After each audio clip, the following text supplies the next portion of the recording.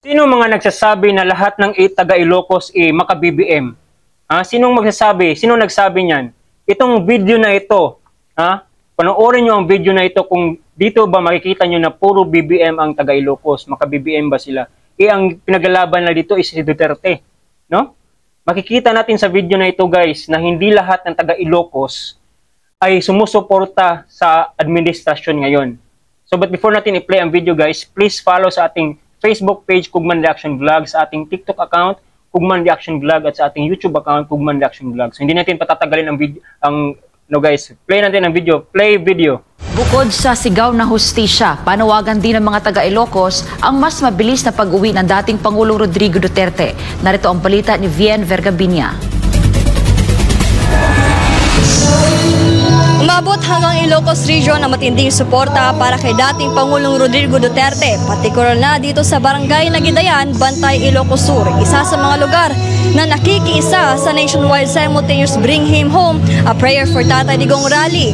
Ilang taga rito ang hindi napigilang mapaghayag ng kalendamdamin habang patuloy ang panawagan na mapauwi na si Duterte sa Pilipinas. Ramdam sa Ilocos Region ang matinding suporta at pagmamahal para kay dating Pangulong Rodrigo Duterte, lalo na sa Barangay Nagidayan sa Bantay, Ilocos Sur. Isa sa mga lugar na lumahok sa sabayang panalangin sa buong bansa. Ilang sa mga dumalo ay hindi napigilang maging emosyonal habang ipinapahayag ang kanilang saloobin para sa dating Pangulo. Kasama sa lakilahok sa prayer rally sa Barangay Nagidayan ang daang residente mula sa iba't ibang lugar sa Ilocos, kabilang ang Lawag, Vigan, Pangasinan, Alaminos, Bulinaw, Dagupan at Urdaneta. Panalangin ng lahat, mabilis na makauwi si Duterte sa Pilipinas. Napakasakit para kay Aling Nonet Bucaneg Domicio, residente ng La Union, ang sinapit ng dating Pangulo na kasalukuyang nakulong sa Netherlands. Si Domicio, isang dating cancer patient, ay nagpasalamat sa anak ni Duterte na si VP Sara Duterte na tumulong sa kanyang pagpapagamot. Pamagitan ng kanyang anak si Vice President Sara Duterte, natulungan niya ako bilang financial na pinakaloob niya sa akin nung nakaraan na nangangailangan akong financial sa pagkemo ko noong 2021. Nakarating ako sa kanyang opisina sa Dagupan na pabalik-balik akong humingi ng kanyang tulong sa financial. Kaya salamat kay Vice President Duterte at saka kay President Roa Duterte na kanyang mga support na nangangailangan ng mga tao kagaya ko, ng mga cancer patient po. Kaya nagpapasalamat ako na kahit saan man nadako ang mga rally, pumupunta ako kasi nagsosuporta ako sa pamagitan ni Pastor Apollo Sikibuloy. Kaya nagpapasalamat ako na kailangan na umuwi na si President Roa Duterte. Kaya yun po, maraming salamat.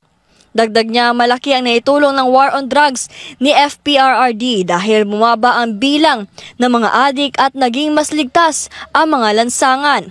Masakit din para kay Dan Chan, isang political vlogger na ang taong lumaban sa kriminalidad at droga para sa kapayapaan ng bansa ay siya pang ipinagkanulo ng kapwa Pilipino sa ibang bansa. Si dating Pangulong Rodrigo Roa Duterte ang tunay na presidente na nanungkulan sa Pilipinas na nagmalasakit sa bawat Pilipino. Pangalawa, ang pinakamasakit dito na ang Pilipino, kapwa sa Pilipino ay pinagkanulo sa banyaga. Tanging isang tao lang ang nagmahal sa Pilipino, lumaban sa kriminal, lumaban sa droga, at ngayon, yung taong lumaban para magkaroon ng kapayapaan ang Pilipinas, siya pa ngayon ang inuusig ng isang banyaga. Samantala, ipinahayag ni Editha Borja, residente ng Lawag, ang kanyang lungkot at pagkadismaya sa nangyari kay Duterte. Anya, napakabuting tao ng dating Pangulo at hindi siya nararapat sa gaytong pagtrato. Nakakaiyak po talaga ang nangyari kay Presidente Duterte. Hindi ako masaya sa nangyari sa kanya kasi napakabait ng presidente natin. Marami siyang nagawang kabutihan para sa bayan ng Pilipino. marami siyang nagawang proyekto para sa ikaunlad ng ating bansang Pilipinas. Iisa lamang ang panawagan ng mga taga-suporta ni dating Pangulong Rodrigo Duterte na manatili siyang matatag at makabalik na sa Pilipinas sa lalong madaling panahon. Para sa Diyos sa Pilipinas Kumato, si Vian Vergavina, SMNI News, North Luzon.